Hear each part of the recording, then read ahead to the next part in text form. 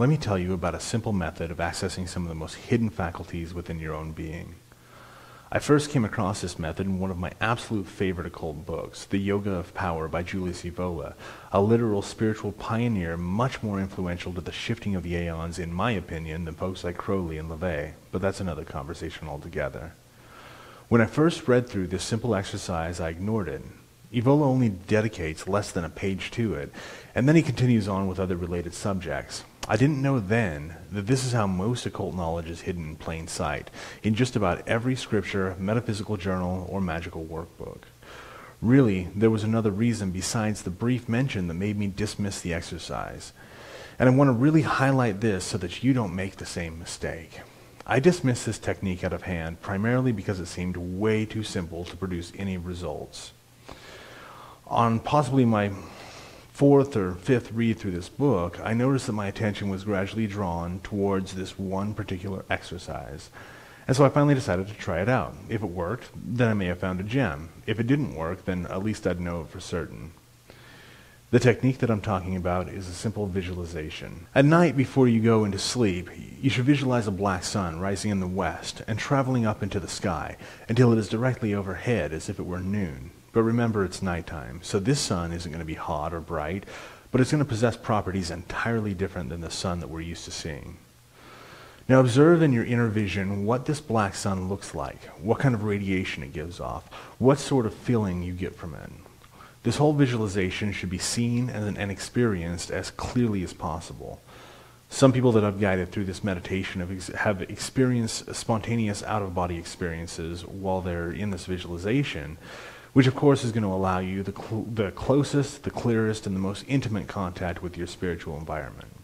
Now when you wake up the following morning, you're going to bring the black sun to mind, only rather than seeing it rising, you're going to see it lowering from its zenith and descending beyond the eastern horizon. The first 2 days that I tried this, I didn't really notice anything special. I remember having trouble getting to sleep, but that's about the extent of it. At about the third day, though, it kicked into overdrive. My whole life, not just my inner being, but my actual life circumstances as well, started to shift in dramatic ways. In order to really communicate what this simple shift in observation does, I should tell you about the threefold nature of the black sun.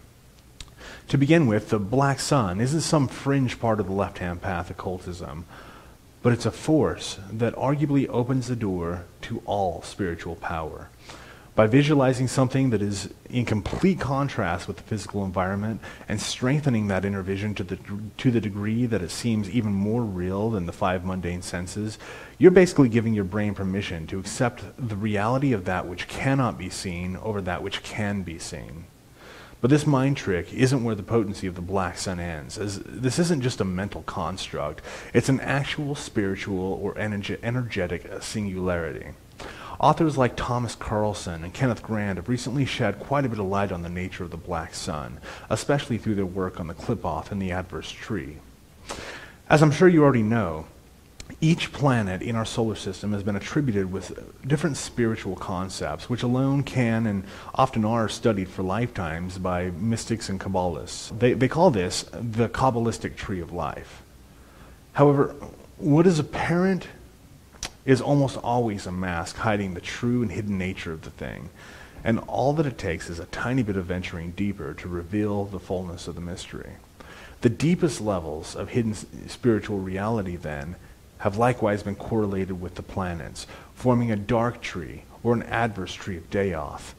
While at first glance it may seem that all that has been done is flipping around the meanings of each sphere, kind of like early Diabolists who would invert the Catholic ritual symbols and read the Lord's Prayer in reverse.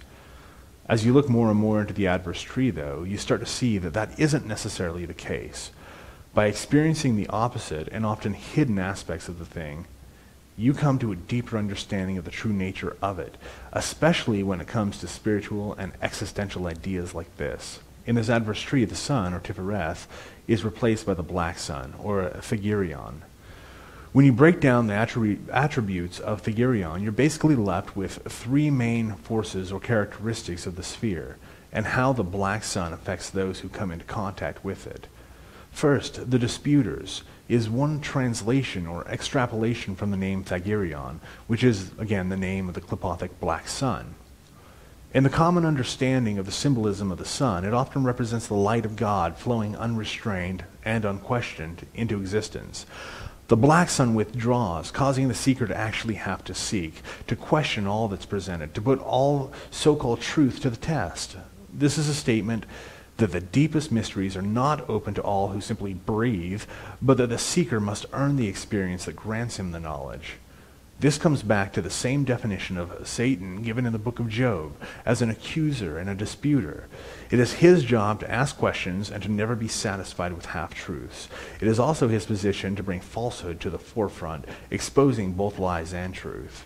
It is the same aspect that is active in the black sun, and once you come into contact with it, you're going to experience this very intensely. A good part of the internal experience is that you'll find yourself questioning everything and actually finding answers, whether for good or bad. Every belief, supposed knowledge, assumption, and attachment will go under the microscope, and you'll start to realize what in your reality needs to be amputated. This process creates true illumination, one through experience of the thing rather than taken for granted. Number 2, those who bellow grief and tears is another supposed translation of the word thagirion. At first glance, it seems that this is a basic statement as to the misery of the radiance of the black sun, in contrast to the joy brought on by our normal sun. There's also a hidden meaning here, though. The sun is attributed with life-giving properties. Most healing rituals throughout just about every spiritual system out there are centered around the sun and its symbols. If the sun gives life, the black sun takes life. Bellowing grief and tears is definitely in the realm of the funeral and the passing of the soul from one side of the veil to the other. Making contact with the black sun, in essence, is going to pull you spiritually to the other side of death.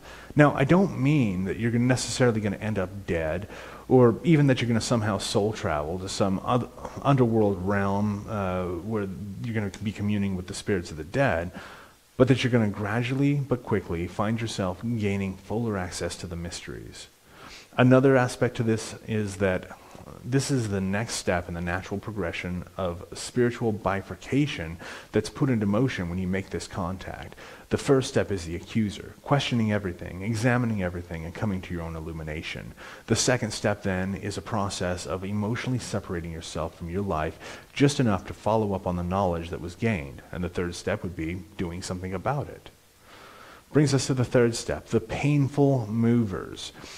If the first 2 steps of this natural forging period are to know and to dare, then this third and final step would be to will. You have examined existence, and you found it lacking. You find yourself being able to detach from the world as it is in order to see the world as it could be.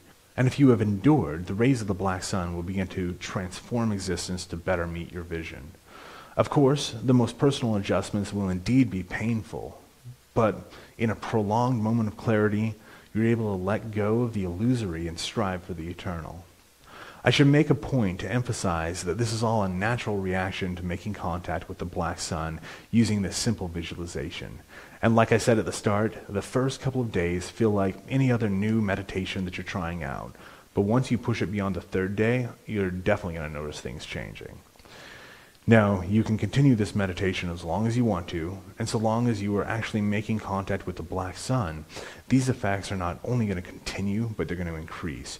You'll find yourself drawn further from this world of matter and causality, and deeper into the rabbit hole of occult exploration.